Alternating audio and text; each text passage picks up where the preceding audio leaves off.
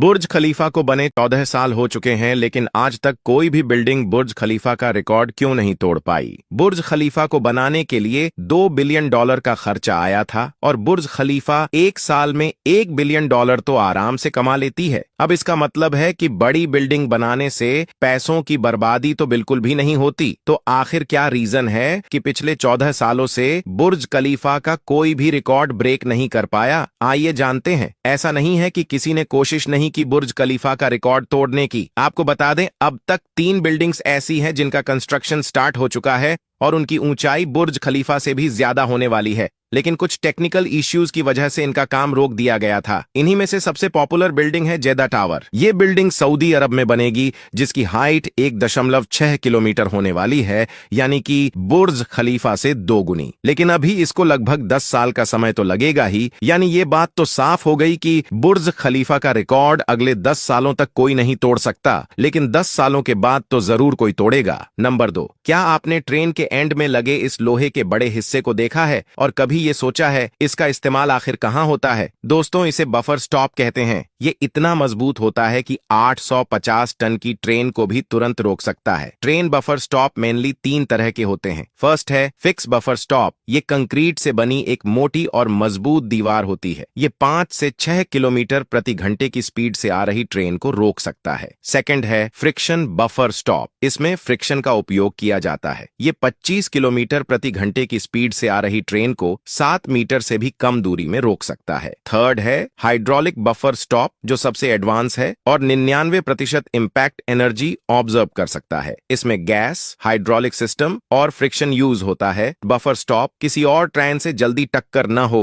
इसलिए किया जाता है। नंबर 3, आप इस प्लेन को देखकर यही सोच रहे होंगे कि इसका फ्रंट का डिजाइन किसी इंसान की नाक की तरह क्यों बनाया गया है, जबकि नॉर्मल प्लेन में तो ऐसा नहीं होता है। दरअसल ये है दुनिया का पहला सुपरसोनिक पैसेंजर प्लेन कॉनकॉर्ड, जो कि साउंड की स्पीड से भी डबल स्पीड में उड़ता है और इस स्पीड को अचीव करने के लिए ही इसका डिजाइन नाक जैसा बनाया गया है। लेकिन इसमें एक दिक्कत ये हो गई थी कि लैंडिंग और टेक ऑफ के टाइम इस नाक जैसे डिजाइन की वजह से पायलट रनवे नहीं देख पाते थे और इसीलिए इंजीनियर ने इसमें नाक ऊपर नीचे करने वाला सिस्टम लगा दिया, जिससे लैंडिंग के टाइम प्लेन नाक नीची कर लेता और आसमान में जाते ही फिर ऊपर कर लेता। नंबर 4, आपको शायद पता ना हो, लेकिन जैसे ही व्हेल मछली दम तोड़ती है तो समुद्र में रहने वाले जीव और पेड़ पौधों की मानो लॉटरी ही लग जाती है। दरअसल दोस्तों, व्हेल मछली को अपनी मौत के बारे में बहुत पहले ही पता चल जाता है और इसीलिए वो अपने झुंड से अलग हो जाती है और पूरी जान लगाकर समुद्र की गहराई में चली जाती है, जिससे पहले तो सरगिल कई दिनों तक इसकी बॉडी को खाते हैं। अब इसके बाद बचा कुचा मांस छोटी मोटी मछली और केकड़े मिलकर खा लेते हैं। उसके बाद जोम्बी वर्म बची हुई हड्डियों पर एसिड छोड़ते हैं और हड्डियों में एसिड लगने की वजह से हड्डी खाद्य में बदल जाती है, जो समुद्र के पेड़ पौधों को 100 सालों तक जिंदा